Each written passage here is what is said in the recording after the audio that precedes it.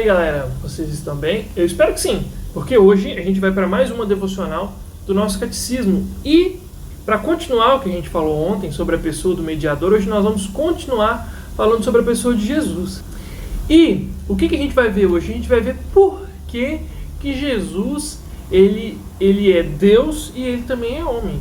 Eu tenho certeza que você já ouviu falar isso. A gente às vezes ouve muito falar isso nos dias de hoje, na escola dominical, você de repente ouviu falar que Jesus é Deus, mas ele também é homem. E eu queria abordar por que Jesus ele teve que ser Deus, ele é Deus, mas ele também tinha que ser homem. Por que Jesus ele tem que ter essas duas naturezas, digamos assim? E para responder essa pergunta, eu queria ler dois textos. Um está lá em João 1, versículo 1, e diz o seguinte: no princípio era o verbo, e o verbo estava com Deus, e o verbo era Deus. O que esse texto está querendo dizer? Quando fala verbo aqui, fala do logos, que é a palavra grega, que diz respeito a Jesus. João aqui inicia sua narrativa falando que Jesus, ele não é uma pessoa qualquer, ele não é um homem qualquer, mas ele é Deus, e ele não tem início. Ou seja, ele estava no princípio, ele criou todas as coisas, ele estava com Deus e ele é Deus. Ou seja, isso demonstra que Jesus ele é Deus. Antes dele ser homem, não é? Antes dele vir para essa terra e andar como homem, ele é Deus.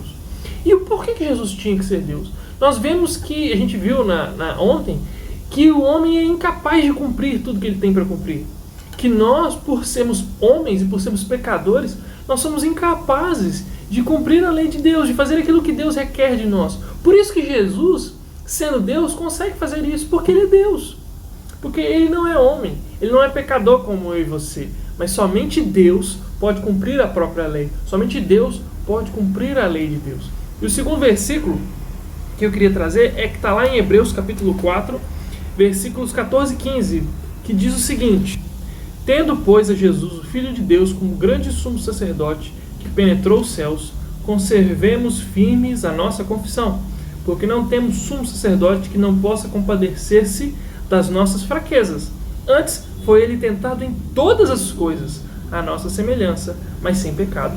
E o que esse texto quer dizer para nós? Ele mostra que por que Jesus tinha que ser homem?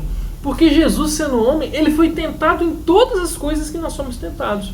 Ou seja, tudo aquilo que eu e você passamos com relação a pecado, não é? Todas as vezes que nós somos tentados a pecar, todos os sofrimentos que a gente sofreu, tudo aquilo que a gente passa como homem, Jesus passou também. E é por isso que ele pode nos socorrer. É por isso que ele pode ser o nosso advogado.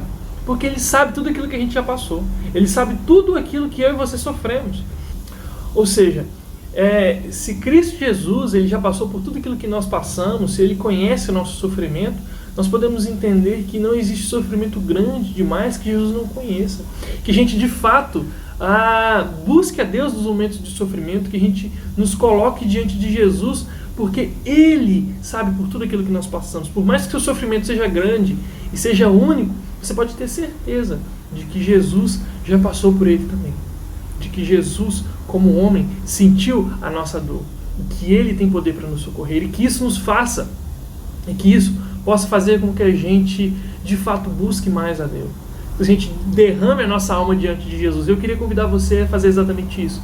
A nos colocarmos diante de Deus, a nos colocarmos diante de Jesus, derramar a nossa alma, derramar o nosso sofrimento, por maior que ele seja, porque ele conhece a nossa dor, ele conhece o nosso sofrimento. Um grande abraço para vocês e eu vejo vocês na nossa próxima devocional.